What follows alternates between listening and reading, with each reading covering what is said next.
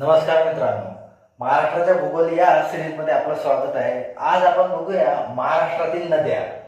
ठीक आहे. महाराष्ट्रातील सर्वात महत्त्वाची आणि सर्वात मोठी नदी म्हणजे गोदावरी नदी, ज्या नदीने 49.5% क्षेत्र एवढे व्यापलेले आहे. ठीक आहे. तर महाराष्ट्रातील सर्वात जास्त क्षेत्र व्यापणारी नदी म्हणजे गोदावरी. गोदावरी नदीला दक्षिणची गंगा सुद्धा म्हटले जाते. भारतातली क्रमांक 2 ची सर्वात मोठी नदी आणि महाराष्ट्रातली सर्वात मोठी नदी म्हणजे गोदावरी. आता या गोदावरी नदीचा उगम ब्रह्मगिरी पर्वतात त्र्यंबकेश्वर जवळ, नाशिक जिल्ह्यातील त्र्यंबकेश्वर जवळ ब्रह्मगिरी पर्वतामध्ये गोदावरीचा उगम झाला. ह्या नदीची एकूण लांबी आहे 1465 किलोमीटर. ठीक आहे. गोदावरीची एकूण लांबी म्हणजे महाराष्ट्र, तेलंगणा, मध्य प्रदेश म्हणजे सर्व राज्य मिळून गोदावरी नदीची ब्रह्मगिरी पर्वतापासून तर बंगालच्या उपसागरापर्यंत जिथं जी जाऊन मिळते तिथपर्यंत तिची एकूण लांबी आहे 1465 किलोमीटर. परंतु जर महाराष्ट्रामधील तिची लांबी बोलायची झाले तर तिची लांबी आहे 668 किलोमीटर. ठीक आहे. आणि एकूण क्षेत्रफळ आहे 3,13,389 चौरस किलोमीटर.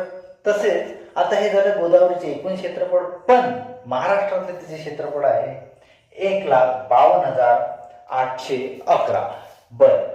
आता ही गोदावरी नदी महाराष्ट्रात उगम पावल्यापासून तर बंगालच्या उपसागरात हे मिळेपर्यंत कुठून जाते, हिचा प्रवास कसा, तर इथं जलवाहन क्षेत्र आहे नाशिक, अहमदनगर, औरंगाबाद, नंतर जालना, बीड, परभणी, नांदेड आणि मग तेलंगणा. बघा, तेलंगणामधून ही परत महाराष्ट्रात गडचिरोलीमध्ये प्रवेश करते, त्यानंतर मध्य प्रदेश आणि त्यानंतर ती शेवटी बंगालच्या उपसागरात जाऊन मिळते.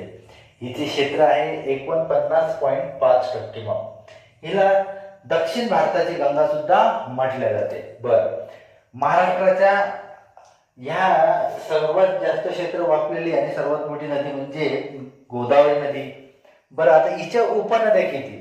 हिच्या उपनद्या डाव्या हाताने आणि उजव्या हाताने असे वर्गीकरण केले जाते. आणि त्याही अगोदर म्हणजे महाराष्ट्रातील प्रमुख नद्यांचे वर्गीकरण पूर्व वाहिनी आणि पश्चिम वाहिनी असे केले जाते. तर ही पूर्व वाहिनी सर्वात मोठी नदी. ठीक आहे. बघा आता हिचा प्रवास. उपनदी दक्षिणकडून उजव्या बाजूला दारणा, मांजरा, प्रवरा, मुळा, सिंदपना व कुंडलिका आहे. तर उत्तरेकडून डाव्या बाजूला शिवना, दुधना, दक्षिण पूर्णा, प्राणहिता, इंद्रावती व कादवा.